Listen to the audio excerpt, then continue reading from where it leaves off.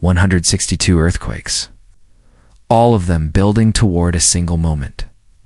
April 20th, a magnitude 7.7 struck Japan's Sanriku coast and triggered a tsunami. Minutes later, the Japan Meteorological Agency issued a stark warning. This may not even be the main event. Here's what 5 months of tremors were telling us, and what scientists fear is still coming. This earthquake hit the exact same fault system that created the 2011 Tohoku disaster. That event killed more than 18,000 people and triggered the Fukushima nuclear crisis.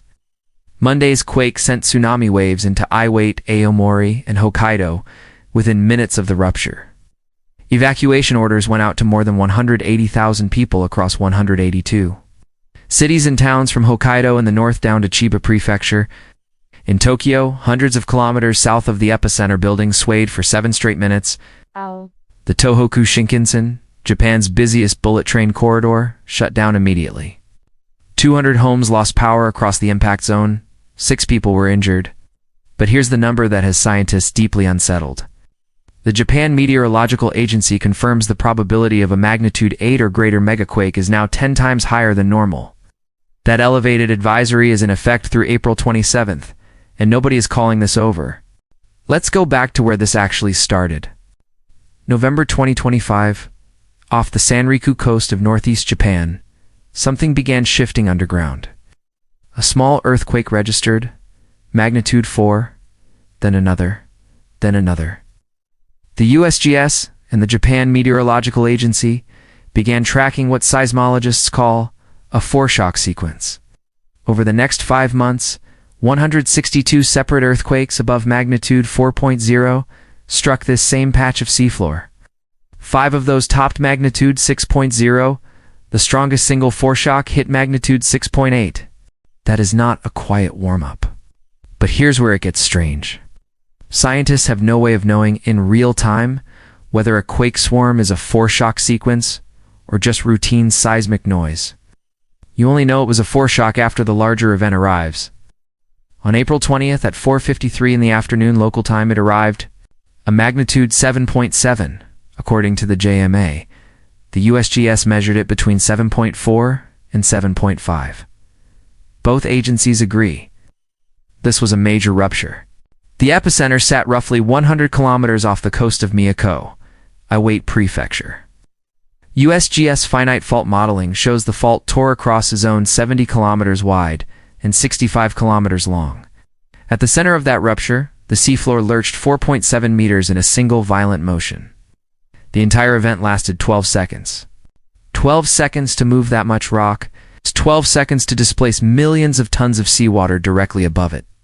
The JMA issued an immediate tsunami warning. Waves up to 3 meters, nearly 10 feet, were forecast for Iwate, Aomori, and Hokkaido. Sirens blared across coastal towns. Nofunato. Loudspeaker announcements echoed down empty streets as residents ran for higher ground. And here's what tells you just how powerful this was. In Tokyo, more than 500 kilometers from the epicenter, office buildings rocked and swayed for 7 full minutes. People grabbed desk edges and waited, not for the shaking to stop, for the tsunami warning to tell them what came next. The waves did arrive. An 80-centimeter tsunami struck Kuji Port in Iwate. Miyako recorded 40 centimeters. Urakawa, in Hokkaido, felt the same. Hachinohe saw 30 centimeters. The JMA's 3-meter forecast turned out to be conservative.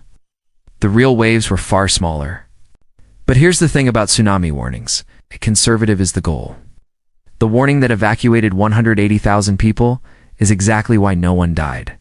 Now the waves have receded. The Shinkansen is running again. And the question scientists are asking is darker than the earthquake itself. Were those 162 earthquakes the buildup, or were they just the introduction? USGS data places this rupture on the exact same subduction boundary as 2011. The Pacific Plate is grinding beneath the Okhotsk microplate at roughly 9 centimeters per year. That is a slow, relentless compression. And it does not stop because one earthquake happened. Watch what happens next. Let's talk about who is inside the danger window right now. The JMA advisory covers 182 municipalities that runs from Hokkaido in the north all the way to Chiba Prefecture, one of the most densely populated coastal zones on the planet. Tens of millions of people live inside that zone. In Awate Prefecture, the coastline took the direct hit. Kujiport, Miyoko, and Ofinato are all within the zone where waves arrive within minutes of the quake. These are the same towns that were devastated in 2011. The seawalls built after that disaster held. This time, in Aomori Prefecture, Hachinohe Port recorded a 30-centimeter wave. All local train lines across Iowate were suspended as crews inspected every kilometer of track. In Hokkaido, ferry services between Aomori and Hokkaido were shut down entirely. Irakawa recorded incoming waves. Residents were told to stay away from coastal areas through the night. In Tokyo, the Tohoku Shinkansen connecting the capital to Shinomori was suspended. That is Japan's main northeast rail artery. Hundreds of thousands of commuters felt the ripple from a quake that struck 500 kilometers away. Here's the exact window you need to know. The elevated megaquake advisory is active until 5 p.m. on April 27th, 6 more days. During that window, the JMA says a magnitude 8 or stronger event is possible. Not certain, but it is possible. And that word carries enormous weight on the Sanriku coast. Here's why this matters beyond the immediate damage report. That 2011 comparison is not just historical background. It is the scientific reason Monday's megaquake advisory exists at all. March 9th, 2011, 2 days before the catastrophic Tohoku earthquake, a magnitude 7.2, struck this same general region. Warnings were issued. People were cautious. Then March 11th arrived. A magnitude 9.0 ripped through the same fault system. The resulting tsunami killed more than 18,000 people. 3 reactors at Fukushima Daiichi melted down. The cleanup is still ongoing 15 years later. That M7.2 was a foreshock. Nobody knew it at the time. Now it's 2026. A 5-month foreshock sequence culminating in a magnitude 7.7. The JMA's advisory system, built specifically because of 2011, is now active again. Some researchers believe large earthquakes can transfer stress onto adjacent fault segments. When one section of a subduction zone ruptures, it doesn't always release all accumulated pressure. It can shift that stress sideways or deeper along the same plate boundary. That is one explanation for why foreshock sequences sometimes precede much larger events. It is a theory, not a certainty. But it is why monitoring continues around the clock. It's also worth noting, this is not the first time this exact advisory has been issued recently. In December 2025, a magnitude 7.5 struck off the coast of Aomori. The same subsequent quake advisory went out. The same elevated megaquake risk was flagged. No larger earthquake followed. That context matters. The JMA puts the probability of a follow-in magnitude 8 event at 1%. During normal times, it sits at 0.1%. Elevated, but still a small number. Hold both of those facts at the same time. The number that actually stops seismologists is not the probability. It's the foreshock count. 162 earthquakes above magnitude 4.0 over 5 months on a single fault segment. That is an unusually long and energetic precursor sequence for a magnitude 7.7. There is no data set large enough to tell scientists definitively what that pattern means. But it is exactly the kind of signal that changes how agencies respond. The Japan Trench is one of the most seismically loaded boundaries on Earth. The Sanriku coast has experienced major earthquakes documented back to 869 AD. This is not an anomaly. This is a system that has been building and releasing energy for over 1,000 years. What Monday showed is that the system is still extremely active. What nobody can tell you is where in that cycle we currently sit. Here's the official picture for the next 6 days. The JMA's subsequent earthquake advisory remains in effect through April 27th at 5 p.m. local time. It covers the offshore Tohoku and Hokkaido zones along the Japan Trench and the Kuril-Kamchatka Trench. USGS is monitoring the aftershock sequence in real time. 3 specific things to watch before that advisory expires. First, aftershock behavior. Within the first evening after the main shock, for aftershocks above magnitude 5.0 had already occurred. The strongest reached 5.6. Aftershock sequences on subduction zones typically decay over days to weeks. If this sequence intensifies, instead of fading, the calculation changes. Second, tsunami sensor readings. The seawalls along Iwate and Aomori were built after 2011 to handle waves up to 15 meters. They held it on Monday. Gamma. Ocean sensors along the coastline are feeding data continuously. Any unusual seawater movement during the advisory window will trigger a new alert. Third, nuclear plant status.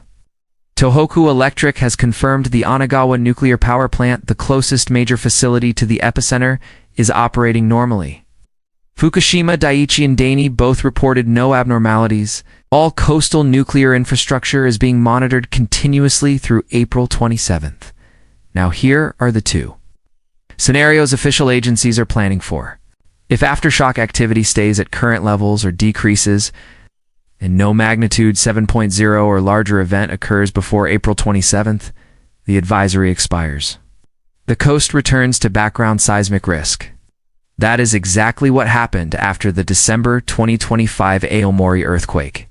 But if a magnitude 8.0 or greater rupture occurs on the same fault segment during the advisory window, the JMA has indicated tsunami waves could exceed 10 meters in targeted coastal areas. Evacuation infrastructure for more than 180,000 people would activate within minutes. The JMA puts this probability at 1%. That is why the advisory exists. That is why 182 municipalities are not standing down. No agency can tell you with certainty whether Monday was the main event or a warning shot. What they can tell you is the fault is active. The advisory is real, and the monitoring is running around the clock. That is not fear. That is exactly how seismic science is supposed to work. 3 things to carry with you from this video. 1. 162 earthquakes above magnitude 4.0 preceded Monday. Magnitude 7.7 on the Sanriku coast, one of the most seismically dangerous fault systems on Earth over a period of 5 months. 2. The Japan Meteorological Agency confirms an elevated megaquake risk 10 times above normal, officially in effect through April 27th. 3. The 2011 Tohoku earthquake was preceded by a magnitude 7.2 just 48 hours before it struck. Nobody knew what it was at the time. Scientists are not making that mistake again. If you want to stay ahead of what this planet is doing right now, subscribe. I post every time something this significant moves. Coming next, Japan is not the only subduction zone showing unusual activity. The Cascadia subduction zone, running directly beneath Seattle, Portland, and Northern California, has been the subject of escalating USGS warnings for months. Scientists there are not talking about a magnitude 7. They're talking about a magnitude 9. That video is on the screen right now. Stay safe.